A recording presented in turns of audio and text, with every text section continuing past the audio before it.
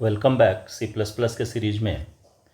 इस वीडियो में हम लोग देखेंगे कि सीन ऑब्जेक्ट के फंक्शंस के बारे में, कि सीन ऑब्जेक्ट कितने तरह के फंक्शंस को प्रोवाइड करता है। तो सबसे पहले आपको मैं बताता हूँ कि आखिर सी इन और सी आउट का यूज करके प्रोग्राम सी प्लस प्लस में लिखेंगे कैसे, और देन मैं बताऊंगा कि आखिर इसमें क्या डिसएडवांटेजेस हैं जिसके चलते इसके फंक्शंस को यूज करना पड़ेगा। तो चलिए स्टार्ट करते हैं। नॉर्मली आप यदि कुछ भी या कोई भी प्रोग्राम लिखते हैं सी प्लस प्लस में, तो सबसे शुरू में आपको लिखना पड़ेगा हैश इंक्लूड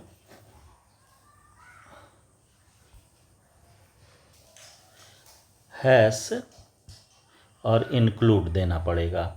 तो हैश इंक्लूड लिखेंगे, ये प्री प्रोसेसर डायरेक्टिव है और हेडर फाइल हो जाएगा iostream.h। इसके बाद हम लिखेंगे void main, और मेन फंक्शन में आकर के आप वेरिएबल पहले डिक्लेयर कर लीजिए कि जितने तरह के वेरिएबल्स आपको यूज होंगे वो वेरिएबल्स आप यूज कर सकते हैं। जैसे सपोज कीजिए कि हमें इंटीजर वैल्यू लेना है, तो इंट में a, b और c मैं ले लिया। 3 वेरिएबल, 2 वैल्यू इनपुट करना है और उसको ऐड करना है। तो क्या करना होगा इसको समझिए। तो देखिए, सबसे पहले आपको यूज करना होगा सी आउट ऑब्जेक्ट। सी आउट ऑब्जेक्ट इसलिए यूज करेंगे क्योंकि यूजर से जब इनपुट मांगते हैं तो सबसे पहले हमको मैसेज देना होता है, इंटर एनी 2 इंटीजर। ये मैसेज हो गया और यहाँ सेमीकोलन से इसको टर्मिनेट कर देना। यहाँ पर ये याद रखना है कि ब्रैकेट नहीं होता है, और सी इन से आप इनपुट कर सकते हैं ए में और फिर बी में एक साथ ही। ओवरलोड कर दिए इंसर्शन ऑपरेटर को, एक्सट्रैक्शन ऑपरेटर को। अब देखिए ए और बी में एक्सट्रैक्ट हो गया वैल्यू। अब देन नीचे लिखेंगे C equal to A plus B. Normally जो आप सी में प्रोग्राम लिखते थे फॉर्मेट उसी तरह से है, सिर्फ इनपुट और आउटपुट चेंज होगा। और इसके बाद हम लिखेंगे सी आउट, सपोज कीजिए मैसेज देना है कि सम इक्वल टू, और देन यहाँ पर अब सी को हम डिस्प्ले करा सकते हैं। यहाँ पर एक चीज़ आपको ये गौर करने का है कि सी इन ऑब्जेक्ट जो है ये किसी भी तरह के वैल्यू को कंटेन करने के लिए एलिजिबल है, यानी कि कोई भी डेटा टाइप हो वैल्यू आप सी इन के थ्रू कंटेन कर सकते हैं। लेकिन इसका एक डिसएडवांटेज है। वो डिसएडवांटेज क्या है कि जैसे सपोज कीजिए आप स्ट्रिंग इनपुट करते हैं, तो जैसे नेम लेना है इनपुट, तो उस केस में आपको वेरिएबल लेना होगा कैर टाइप का। यदि हम नेम नाम का वेरिएबल ले लिए, लेकिन बनाना पड़ेगा क्या, एरे। मान लीजिए 20 कैरेक्टर के लिए हमने बना लिया। तो जैसे ही आप सी इन ऑब्जेक्ट के थ्रू इसमें इनपुट लेते हैं, तो इनपुट लेने के समय नेम आप लिखेंगे तो ये इसमें इनपुट आएगा लेकिन बिना स्पेस का। जैसे यदि मान लीजिए कि मैं लिखा अजय कुमार स्पेस के साथ, तो इस सीन ऑब्जेक्ट में कहता है कि डेलिमिटर स्पेस जहाँ मिला या इंटर मिला उसको ये टर्मिनेशन मान लेता है। तो सिर्फ और सिर्फ इनपुट करेगा ये क्या, अजय। कुमार को यानी इस स्पेस से लेकर के यहाँ तक को ये इनपुट नहीं करेगा।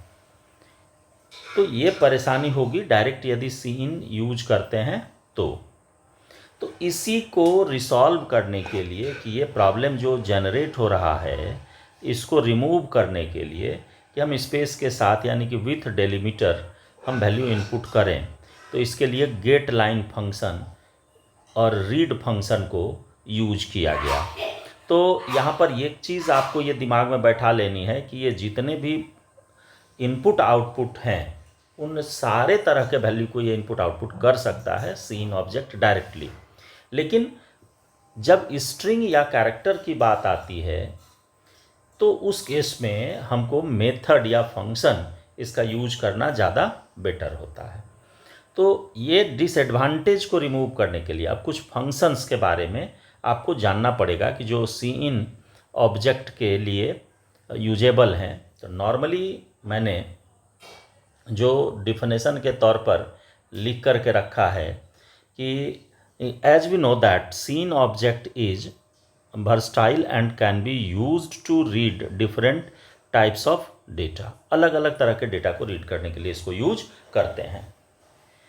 We can only take input from the user until it delimiters like space or inter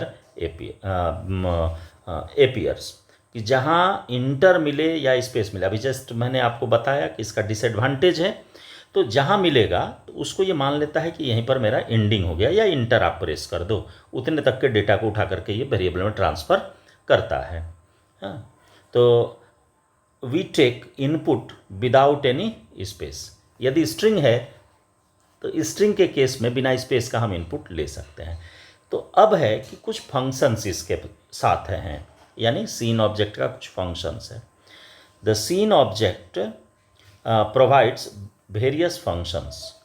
these functions are get है, गेट लाइन है, रीड है और इग्नोर है। और भी फंक्शंस हैं, लेकिन आज वाले वीडियो में मैं इस 4 पर ही सिर्फ चर्चा करूंगा, इसलिए कि वीडियो लंबी हो जाती है तो इसको मैं छोटे रखने का प्रयास करता हूँ। तो देखिए, गेट जो फंक्शन है, गेट फंक्शन एक सिंगल कैरेक्टर को रीड करने के लिए यूज किया जाता है। तो मैंने नीचे उसका सिंटेक्स भी लिख दिया है कि it reads a character from the input stream entered from the keyboard and save it in the variable। उसको उठा करके ये कहाँ रखेगा? वेरिएबल में। लेकिन किसको? एक कैरेक्टर को। तो देखिए, इसका सिंटेक्स होता है कि सीन डॉट गेट और कैरेक्टर वेरिएबल जो भी देंगे उसमें एक सिंगल कैरेक्टर, यदि आप नाम भी इनपुट कर दीजिएगा, जैसे राजू भी इंटर करिएगा, तो सिर्फ आर को ये स्टोर करेगा ला करके यहाँ, इन सारे को ये डिस्कार्ड कर देता है, छोड़ देता है। ठीक है, तो एक सिंगल कैरेक्टर जब इनपुट कराना रहेगा तो उस केस में हम यूज करेंगे गेट को। तो एक एग्जाम्पल देखिए, मैं सारे का एक एक एग्जाम्पल आपको बताते चला जाता हूँ। तो सपोज कीजिए कि कोई कैरेक्टर इनपुट करना है और उसको प्रिंट करना है। तो हम शुरू में लिखेंगे हैश इंक्लूड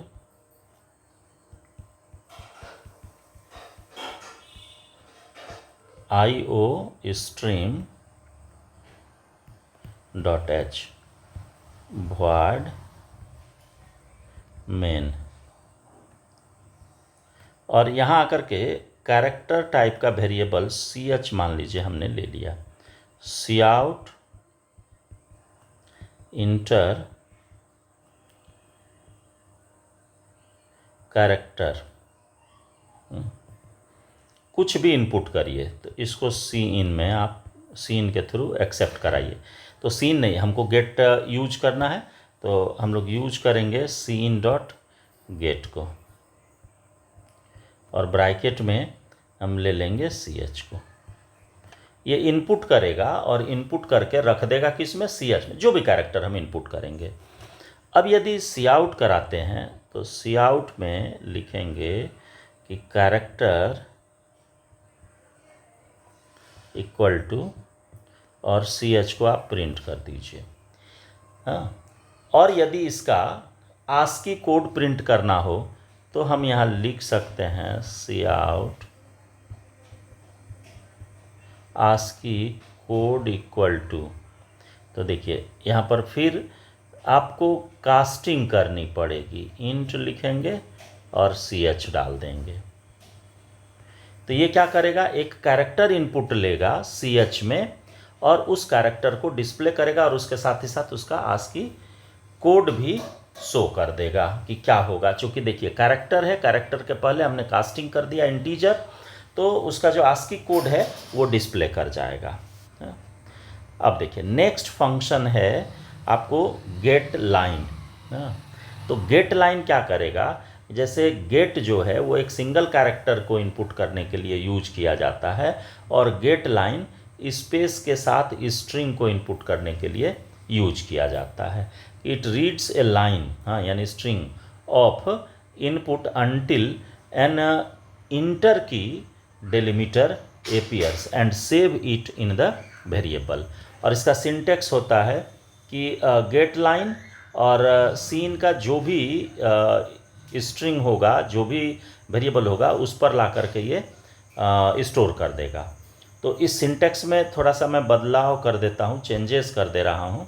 इसको ऐसे भी आप लिख सकते हैं। देखिए यहाँ पर str रखिए और यहाँ कर दीजिए l हो गया लेंथ के लिए। और शुरुआत में आप करिए cin dot gate, C small होगा, कैपिटल नहीं होगा, cin डॉट गेट, ये हो जाएगा इसका एक्चुअल सिंटैक्स। l हो गया उसका लेंथ के लिए यूज करते हैं। तो देखिए जैसे सपोज कीजिए आपको नेम इनपुट करना है, तो नेम इनपुट करना है तो कैसे करेंगे, क्योंकि नेम के बीच में स्पेस होगा। तो वैसा स्ट्रिंग या एक लाइन पूरा इनपुट करना है तो स्पेस के साथ होगा। तो वहाँ पर हमारा गेट लाइन से काम या डायरेक्ट सीन से काम नहीं चलेगा, उस जगह पे हमको यूज करना पड़ेगा गेट लाइन को। तो देखिए hash include IO stream dot H void main,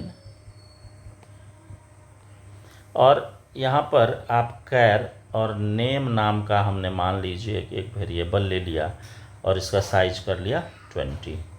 तो सी आउट मैसेज दीजिए इंटर योर नेम और cin dot gate line और नेम यानी वेरिएबल का नाम पहले देंगे और इसके बाद इसका साइज़ दे देंगे। साइज कितना है, लेंथ कितना है, 20 है, तो 20 दे दिया। और इसके बाद आप सी आउट के थ्रू इसके नेम को डिस्प्ले कर सकते हैं, नेम इक्वल टू, और यहाँ पर नेम प्रिंट कर दिए। तो ये आपको स्पेस के साथ नेम इनपुट करेगा और डिस्प्ले कर जाएगा। यानी कि यदि हम लिखेंगे कि राजू कुमार, तो इस पूरे को ये इनपुट लेने की क्षमता रखता है, यानी स्पेस के साथ ये इनपुट लेने की क्षमता रखता है। अब आइए अगला मेथड है आपको रीड। तो रीड क्या है कि देखिए रीड और गेट लाइन ये ऑलमोस्ट एक ही तरह का मेथड है। तो फिर बात आएगी ना कि आखिर क्यों दो मेथड है। तब जब एक ही है तो गेट लाइन से ही काम चल जाता। तो दोनों में अंतर यही है कि गेट लाइन वेरिएबल लेंथ का होता है। वेरिएबल लेंथ का मतलब है कि इसका साइज जैसे नीचे आपने देखा कि मैंने 20 कैरेक्टर के लिए दिया, यदि उसमें आप 10 ही कैरेक्टर दे करके इंटर प्रेस कर देते हैं तो वो 10 कैरेक्टर एक्सेप्ट कर लेगा। लेकिन रीड जो है ये जितना कैरेक्टर स्पेसिफाई कीजिएगा उतना कैरेक्टर इनपुट देना पड़ेगा, उससे ये कम नहीं लेगा। आप चाहे इंटर प्रेस करके उतना पुराइए, स्पेस दे करके पूरा कीजिए, लेकिन जितना नंबर ऑफ कैरेक्टर दिया गया रहेगा उससे कम ये इनपुट लेने के लिए तैयार नहीं है। It reads a string stream of length L characters and saves it in the array। यानी L के साइज के इक्वल ये इनपुट लेगा ही लेगा, हाँ, उससे कम ये इनपुट कभी भी लेगा ही नहीं। सिंटेक्स सेम जैसे आपका गेट लाइन का था उसी तरीके से है। कैरेक्टर स्ट्रिंग कैरेक्टर टाइप के किसी भी पॉइंटर में या एरे में इनपुट लेने के लिए एलिजिबल है, और L आपको देना पड़ेगा, साइज बताना पड़ेगा। तो चलिए इसको भी, इसका भी एक एग्जांपल आपको हम दिखाते हैं। देखिए इसमें भी उसी तरीके से लिखेंगे hash include IO stream dot H void main, और मेन के बाद आप यहाँ पर एक कैर टाइप का वेरिएबल मान लीजिए कि हम नेम ही ले लिए और नेम का साइज मैंने कर दिया 10, अब यहाँ सी आउट आप करिए और इनपुट मांग लीजिए, इंटर नेम, और सी इन करिए, sorry cin dot get read करना है ना, सी इन डॉट रीड, और ब्रैकेट में देंगे नेम और कॉमा, साइज है 10। अब ये 10 से कभी भी कम साइज का कोई भी स्ट्रिंग इनपुट नहीं लेगा। आइदर स्पेस के साथ दीजिए, वो भी एक्सेप्ट करेगा, लास्ट में आप इंटर प्रेस करके पूरा कीजिए, लेकिन ये 10 का 10 कैरेक्टर इनपुट लेगा। और सी आउट करिए तो सी आउट में एज यूजुअल दिखाएगा, स्ट्रिंग इक्वल टू, और यहाँ नेम को शो करा दीजिए। यदि आप 10 से ज़्यादा भी देंगे तो ये 10 ही कैरेक्टर उठा करके अपने अंदर रखेगा, 11वां कैरेक्टर कभी भी ये एक्सेप्ट नहीं करेगा। तो दोनों में अंतर आपको पता चल गया कि सी गेट लाइन वेरिएबल लेंथ का होगा, तो वेरिएबल लेंथ का होने के चलते ये याद रखना है कि हम उसमें कम भी, जैसे 20 कैरेक्टर हमने दिया तो 20 से कम कैरेक्टर भी देंगे उसको भी एक्सेप्ट करेगा, लेकिन जैसे ही हम रीड की बात करेंगे तो रीड में जितना साइज स्पेसिफाई किए हैं उतना नंबर ऑफ कैरेक्टर चाहिए ही चाहिए। अब आइए एक और फंक्शन मैंने यहाँ पर मेंशन किया है, उसको भी देख ही लिया जाए। इग्नोर, इग्नोर क्या करेगा कि जितने नंबर ऑफ कैरेक्टर्स हम बताएंगे वो स्ट्रीम से ही, यानी वेरिएबल में भेजने के पहले जैसे ही आप इनपुट करेंगे, यानी बफर से ही उतने नंबर ऑफ कैरेक्टर को इग्नोर करने का काम करता है। It's use to ignore the first n characters from the input stream. इसका सिंटेक्स भी सेम होता है, सी इन डॉट इग्नोर, और नंबर ऑफ कैरेक्टर आप, या उतना नंबर ऑफ कैरेक्टर जिसको कि आप इग्नोर करना चाहते हैं वो बता दीजिए, उतना नंबर ऑफ कैरेक्टर को ये इग्नोर कर देगा। तो जैसे देखिए, इसका भी एक एग्जांपल मैं आपको छोटा सा देता हूँ कि जैसे मान लीजिए कि हम इनपुट कर रहे हैं hash include IO stream dot H void main. Suppose कीजिए कैर एरे हमने ले लिया CH और इसका साइज रखा 10, ठीक है। अब इसमें आप सी इन पहले लगा दीजिए, हाँ, कि इग्नोर हमको कर जाना है, तो सी आउट कर लेते हैं, सी आउट इंटर स्ट्रिंग, मैसेज दिया। अब यहाँ पर सी इन डॉट इग्नोर, और इग्नोर में मैंने डाल दिया जैसे 10 कैरेक्टर का कोई भी स्ट्रिंग होगा तो मैंने इसमें डाल दिया कि 5 कैरेक्टर इग्नोरेबल हो, हाँ। तो 5 कैरेक्टर इग्नोरेबल है, और फिर आप इनपुट करा लीजिए सीन डॉट गेट लाइन, हाँ। और गेट लाइन, या आप सीन करिए, स्पेस तो लेना नहीं है, तो डायरेक्ट हम इसको ऐसे यूज कर सकते हैं, सीन के थ्रू ही हम इनपुट ले लें। देखिए सी इन और उठा लेंगे CH में, और सी आउट कीजिए, ये सारा स्मॉल है, backslash n chars equal to, और CH को आप प्रिंट करिए। तो जैसे ही आप सपोज कीजिए कि ये 10 कैरेक्टर के लिए हमने लिया है कि 10 कैरेक्टर हो सकता है, और मैं यहाँ पर लिखा कि अजय कुमार, तो देखिए ये 5 कैरेक्टर इग्नोर करेगा, 1 2 3 4 5, यानी स्पेस तक ये इग्नोर कर जाएगा, खाली देखिएगा कुमार ये यहाँ पर शो करेगा, यानी जितने नंबर ऑफ कैरेक्टर्स हम इस इग्नोर में डाल देंगे उतने नंबर ऑफ कैरेक्टर को ये इग्नोर कर जाता है। तो ये तो रही सिर्फ मेथड सी इन की, और इसमें और भी मेथड्स हैं जो मैं कल वाली वीडियो में इसको कंटिन्यू रखूँगा, इसके बाद सी आउट का जितने भी मेथड्स हैं वो बताऊँगा, देन बेसिक प्रोग्राम्स मेरा चलेगा इस सीरीज में, और इसके बाद फिर फॉर्मेटिंग पर लेकर के चलेंगे। तो मिलते हैं अगली वीडियो में।